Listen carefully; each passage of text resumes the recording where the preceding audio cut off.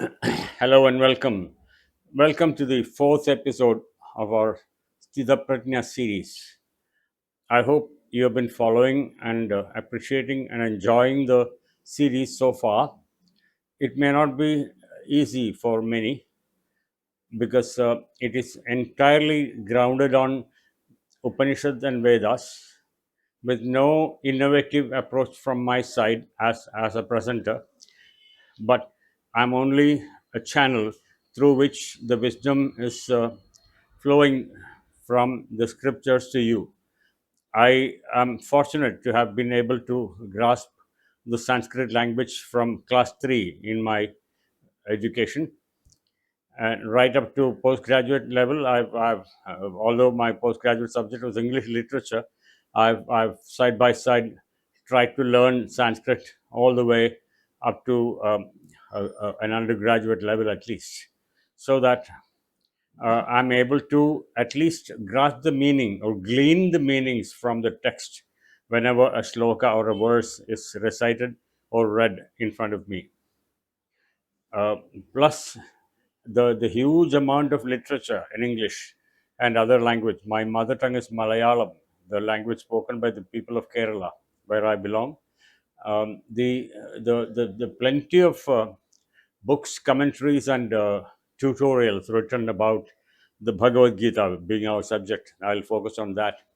Um, has given me more than adequate insight into the subject, so that I've come recently to believe in one fact. I hope I'm suggesting it to you because the world is full of people who are searching for truth. My title, which is available on Amazon, is titled Truth as Reality. I will show the book once again. Truth as Reality is, uh, is this book. You can buy it from Amazon. I will provide the link below in the description box so that you can follow it as a side by side companion to this episodes. I don't, because I would like to myself and as well as you to rely on truth, scientific truth, as evidence of what I am talking about and what Bhagavad Gita is talking about and what Krishna has to say to the world.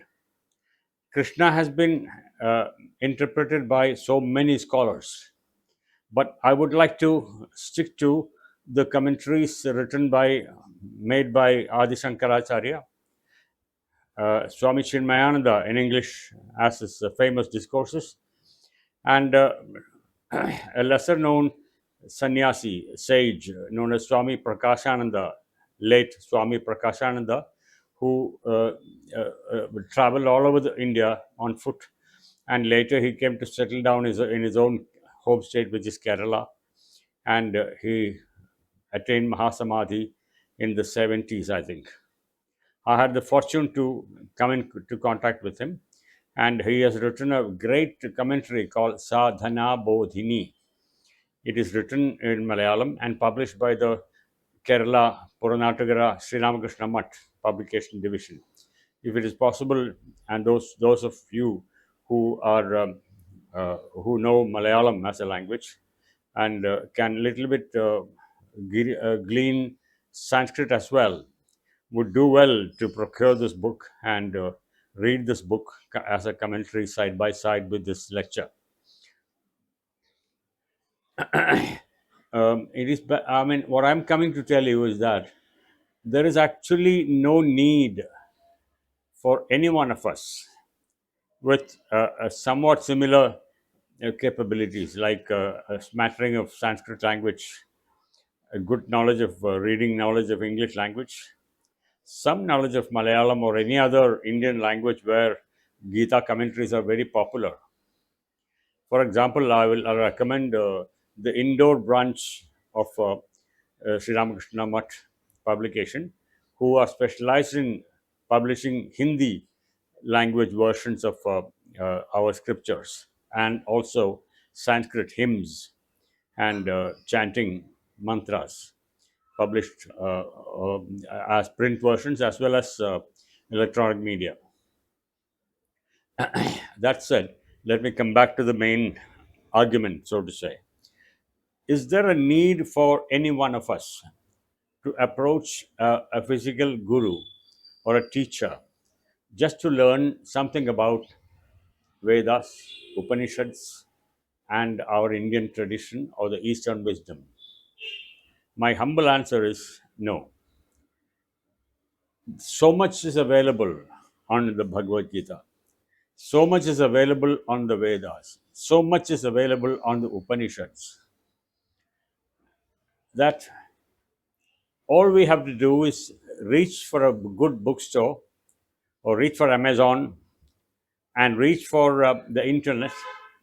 And with the use of just these tools, one can easily these days embark upon a study of our scripture, especially the Bhagavad Gita, which is the case in question, and then go about learning about the great epic, learning about the great context in which the story takes place, and learn about the Yoga Sutras, in fact, spread across 18 chapters full of pearls of wisdom given by none other than Krishna.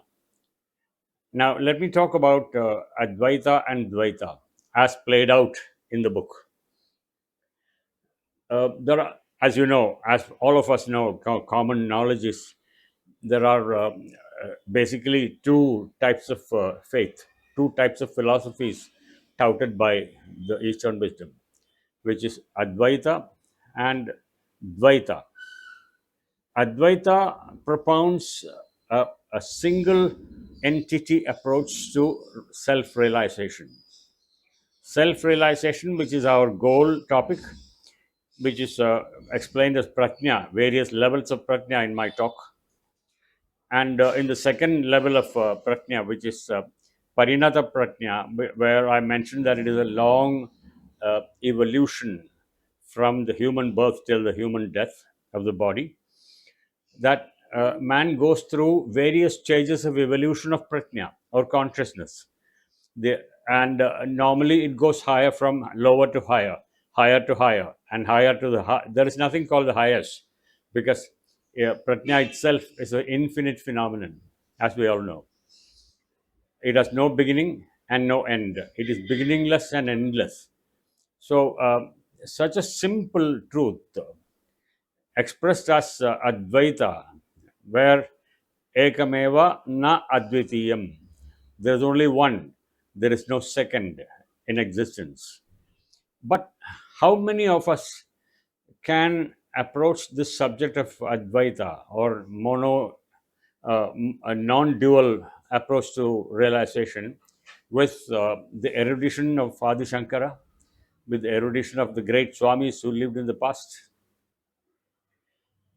who are called realized souls? Those who are able to get a glimpse of the infinite wisdom, they are known in India as the realized souls.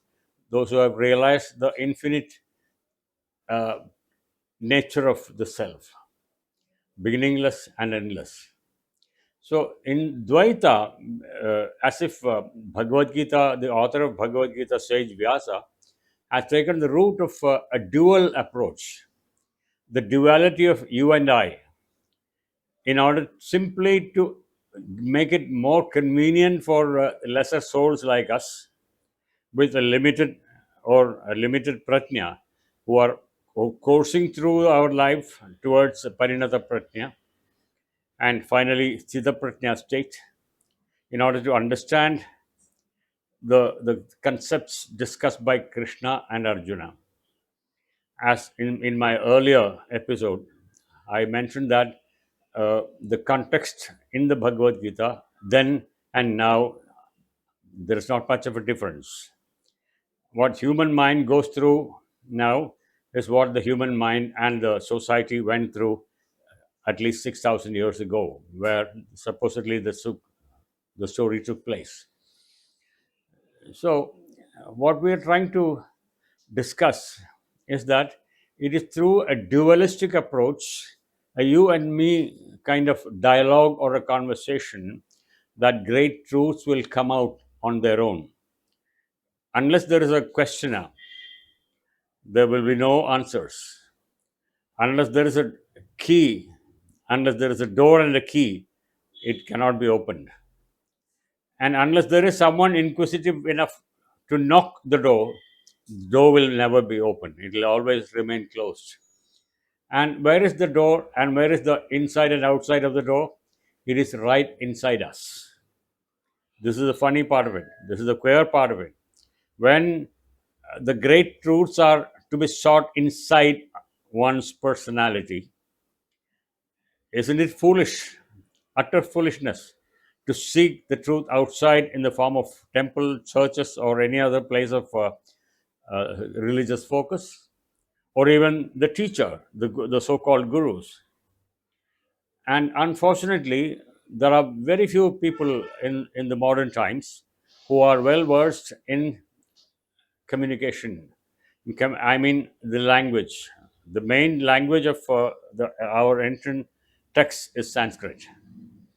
How many of us have come into contact with teachers who are well versed in Sanskrit language? Very few of them. So that being the case, it is the onus, the aegis is on ourselves to take responsibility of opening the door ourselves with all the tools surrounding us in the form of books and technology. For the sake of answering questions, answering doubts, we have the wonderful tools called in artificial intelligence. We have the Genesis, and we have the Chat GPT. And Chat GPT and Genesis are fairly adequately up to date on Indian thought and Indian Vedanta and our scriptures. So I don't think any of my friends and my viewers will feel at a loss of not having been able to contact a guru. And unfortunately, gurus these days are difficult to reach at. It is difficult to get more than a 2-second audience with famous gurus. You're lucky if you are able to get 3 seconds to spend with them. Where is the space and time where you can ask questions and expect answers from them? Impossible. I'm not blaming them because they're by themselves. They are very, very, very busy in their own activities. And then the other case of distance. Our need, our crunching propensity to physically talk to a guru and expect answers from him or her has led us to believe, led to the existence and the creation of a totally different culture, the culture of fees. You have to pay a fee for everything. Probably it came from the American idea of nothing is free. So even religious, spiritual thoughts, spiritual lessons come at a cost these days. Whereas media like the YouTube, the Platonics channel, which I primarily vote for, and the general internet so far has been generally free. This free to access tools will provide us definitely more than adequate opportunities to come into contact with the great Vedas and the great Vedic law and the great truths that lay inside them. I would like you to go through all the avenues at your disposal, mainly time, for example. Time is at a premium these days. I came to know from a modern thinker that the best way to manage time is to time box. What is time boxing? It has nothing to do with physical boxing or fighting, but it has got to do all with pigeonholing your scheduling time. Let's take one day, for example, Monday. Monday morning, or afternoon, or evening, or night, or late night, please set aside one box of half an hour, a typical duration of a lecture of mine, one box of half an hour dedicated to learning the Bhagavad Gita. Similarly, spread the time boxing to other days of the week. You will find that time is yielding to your requirement and not the other way around. We should never become slaves of time. We should be able to conquer time. And at some later episodes, we will find out the fallacy of the concept of time. There is nothing called time in existence, actual existence. These are all man made creations. Okay, with this point, I take a break. And until we meet again next time in our next episode, goodbye. Thank you for watching. Thank you for your time.